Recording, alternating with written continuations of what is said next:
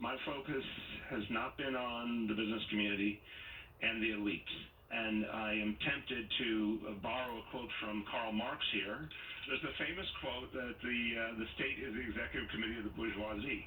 And I use it openly to say, no, we will work with the business community, but the city government represents the people, represents working people. And, mayors should not be too cozy with the business community. New York City Mayor Bill de Blasio quoting the father of communism, Karl Marx, and that has business owners outraged, not surprising. Here to react, Chairman and CEO of Forbes Media, Steve Forbes. Steve, de Blasio really is the gift that keeps on giving in New York, but quoting Karl Marx, what do you think? Well, Karl Marx gets low marks in understanding how an economy worked.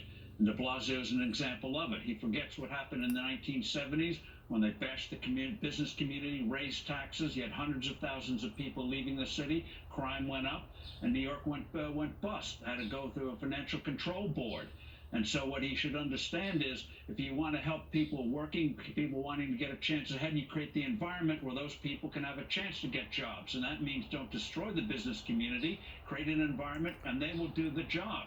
But you look at New York, homelessness is up, taxes are going up, school quality is going down, the infrastructure is going down, and they don't know how to deal with crime and homelessness. And so blaming the business community, saying, I don't need to work with them that much, I represent the working people. Well, people work when they have jobs, and they have jobs when businesses are allowed to prosper, allowed to start businesses and grow businesses. Economics 101. Marx flunked it, de Blasio's flunking it. Yeah, New York City is in disaster mode. And what is he even talking about? He's talking about the working people. A lot of those working people in New York City, guess what, de Blasio? They own businesses. They are boarded up right now, or they are waiting for permission to reopen in some cases. They've been looted. They've been destroyed because of your lack of leadership. What is he not getting about the disconnect between his leadership and what has happened to this city? Well, he's the ultimate bubble man. He's in a bubble and he doesn't realize what's going on around him. Talk about disconnect. The eyes see it, but he doesn't comprehend it. And you talk about small businesses, those people on the street corners with those food carts and the like. A lot of vibrancy in New York, but that's been crushed right now, and he hasn't a clue as to how to do it. So you have crime, he bashes the police. You have homelessness, he just throws his hands up and says, we'll do something about it, by golly, and does nothing. And so people are leaving. Quality of life going down. The jeopardy, your personal safety is going down. We went through this in the 70s. I don't understand why they don't understand how you make a city work. New York recovered once before, but under de Blasio, it ain't going to recover anytime soon. Yeah, Steve, the city is in horrific shape, and anyone who lived through pre-Giuliani New York is looking at this with fear right now, seeing a pattern reemerge. We have a statement from Bill de Blasio's team responding to us, saying it's long past time that more leaders in America recognize what Mayor de Blasio does. Working people, not powerful corporate interests, should come first. The mayor is showing that driving a strong economic recovery means both championing workers and boosting New York's small businesses at the same time. Is he boosting small businesses in New York, Steve? Well, again, utter disconnect. He should talk to real small business people and ask about the regulations and the crazy licensing and all the things they have to go through to do anything in that city. And then he'd get an appreciation of how crushing it is to make that city live economically. So he talks about corporate fat cats and ignores the fact that the vibrancy of the city is small businesses, and they feel they're in a very, very hostile environment, starting with public safety. If you can't open your store, you feel you open it, you're going to have it looted. Guess what? It's not going to open. Those jobs are going to be lost.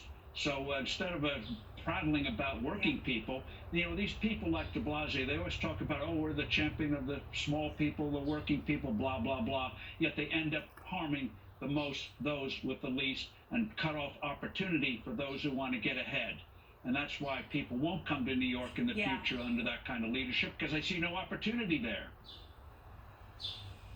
You know, Steve, if you look at the impact on business, it has been really horrific, particularly restaurants. We have a new study, nearly 16,000 restaurants have permanently closed since the pandemic started. Even more closures on the horizon as outdoor seating is impossible for some of these eateries. If you look at this Yelp report, we have a full screen 15,770 restaurants permanently closed since shutting down. Many New Yorkers are really worried if there will be a comeback that's really possible in New York. What happens here? Well, restaurants, as you know, restauranting is the toughest business in the world. They're always on the edge, many of them, a very high casualty rate in the best of times. So when you go through something like this, you're just really slammed on the ground. And the way they're doing the reopenings, I mean, they could have done it in a way where you'd have distancing inside, but you might have some of those plexiglass things and things like that. But there's no way a lot of those places can survive just on trying to do takeouts or on the sidewalks. And they feel on the sidewalks, you will always looking over your shoulder. Are you safe? Will the police be around if someone comes and accosts you? So it all ties together. And in terms of creating an environment where people want to go out and have a chance to go out. Now, you may not open the bars anytime soon, or you may have to have a little bit of distancing short term. But there's a lot they could do to allow restaurants to have a chance to thrive. But they just don't care. They're just looking at what more new things can we put on, like Andrew Cuomo saying you can't have a drink unless you have food, and then he defines what the food is.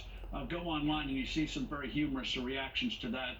Can't do it on a family station, yeah. But it's pretty humorous and devastating.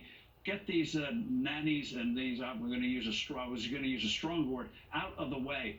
People have common sense. Just do the masking and let people take care of it. Yeah, I mean, these are all great points, Steve. And we've seen a massive departure by businesses, by citizens from New York City. And the question just remains, will they come back? Will they reopen? Will there be a resurgence? Remains to be seen. That's what de Blasio should ask is, why would they want to come back with what he's done to the city? That's right. Why would they want to come back? That is a fantastic final question. Thanks so much, Steve. We appreciate it. Thank you.